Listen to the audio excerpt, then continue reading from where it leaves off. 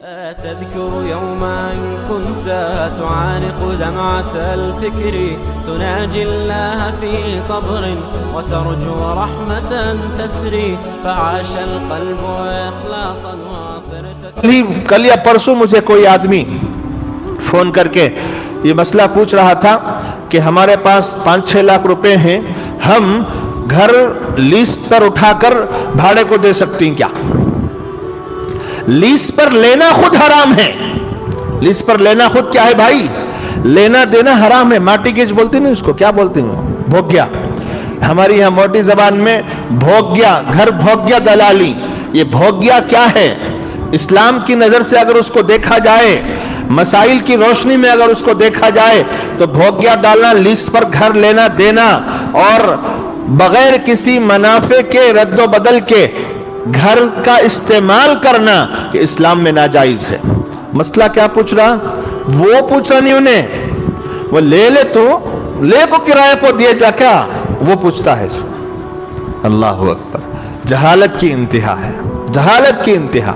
اگر کسی کا گھر اس طرح ہے, دیا ہے یا لیا ہے, تو فوراً کرایہ چالو کرے اور جو ایڈوانس جو بھوگے کے لیے رقم دی ہے اس کو ایڈوانس میں جمع کر دے, اسے جائز بنا لیں.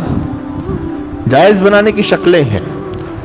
مفتیوں سے ہم نے تحقیق کی تو ہمارے مفتی صاحب نے اس وقت ایک مسئلہ بتایا تھا کہ 4 آدمی اگر کہیں کہ اس کا کرایہ 10,000 روپے ہے تو 1/3 کم سے کم کرایہ دینا پڑے گا. 1/3 کتنا؟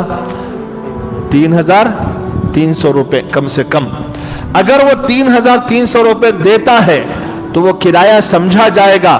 اگر اس سے کم دے گا تو وہ لسٹ میں ہی رہے گا, وہ بھوگیا ہی رہے گا, جس کا گناہ لینے والے اور دینے والے دونوں کو ملتا رہے گا.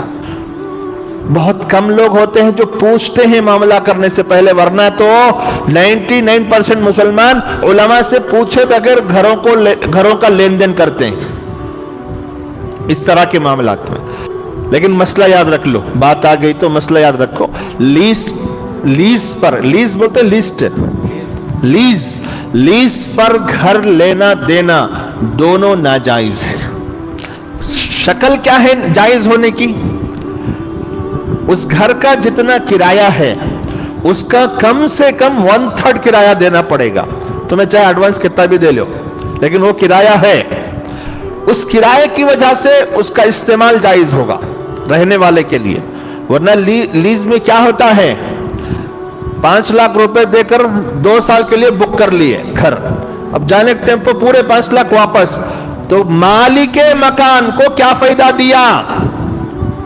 اسلام مانتا ہی نہیں ہے. دیکھو کتنا اچھا ہے مذہب, تمہیں مان لیتی لیکن اسلام نہیں مانتا ہے. اللہ کے نبی کا قانون نہیں مانتا, اللہ کا قانون نہیں مانتا. تو نے 2 سال ایک آدمی کا گھر استعمال کیا اور کچھ پیسے دیے اور پیسے واپس لے لیے, تو تیرا تو فائدہ ہو گیا کہ تو نے گھر سے کیا کر لیا, فائدہ اٹھا لیا. جس نے تمہیں گھر دیا اس کا کیا فائدہ ہوا؟ اور آپ کہیں گے 5 لاکھ روپے دیے تھے نا, تیرے حق میں ہی نا, واپس دے رہا نہیں دے رہا, دائمی کیا فائدہ ہوا اس کا؟ دینے والے کا, مالک مکان کا دائمی کیا فائدہ ہوا؟ تو نے 2 سال برابر گھر سے فائدہ اٹھایا, اس فائدے کے عوض میں, بدلے میں تو نے کیا معاوضہ پیش کیا؟ کیا دیا؟ کچھ نہیں ہے. وہاں واپس آ جائے گا وہ پیسہ, جو واپس آ رہا اس کا کہاں رہا؟ ارے نہیں تو بات وہ نہیں. شریعت بولتی ہے دائمی فائدہ. تمہیں 2 سال کے لیے پیسے دیے برابر, انہوں کہا بزنس میں لگائے کہ اٹلیا میں لگائے کہ ہم نہ نکو, لیکن ان پیسوں سے انہوں دائمی فائدہ کہاں اٹھا؟ اب کرایہ واپس دیتی, مہینے کا کرایہ دیا ہمارے مالک کے مکان کو, انہوں مجھے واپس دیتی جانے کے ٹائم پہ دیتی کیا بھائی؟ ویسا فائدہ دیو بولتی سو شریعت. اس کے واسطے معاملہ اگر جائز کرنا ہے, حرام سے بچنا ہے, ناجائز سے بچنا ہے, تو پھر کرایہ متعین کرو. ایسا نہیں 500,000 روپے نہیں اپنی طرف سے کر لیے, وہ کرایہ نہیں سمجھا جائے گا. 4 لوگوں کو کھڑا کر کو پوچھے تو انہوں بولنا اتنا دے سکتی ہیں بھائی کر کو. सोसाइटी में जिस घर का जो किराया मशहूर होगा, मारूफ होगा, उस किराए का कम से कम तीसरा हिस्सा दिया जाए।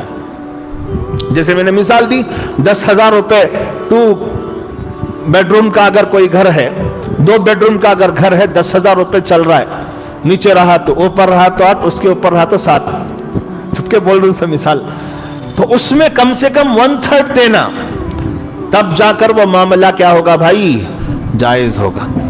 हमारे माशरे में ये चीज ज्यादा फैल रही, नहीं फैल रही है। ये लीज के मामला दूसरों तक भी पहुंचाओ, सिर्फ अपने तक मत रखो।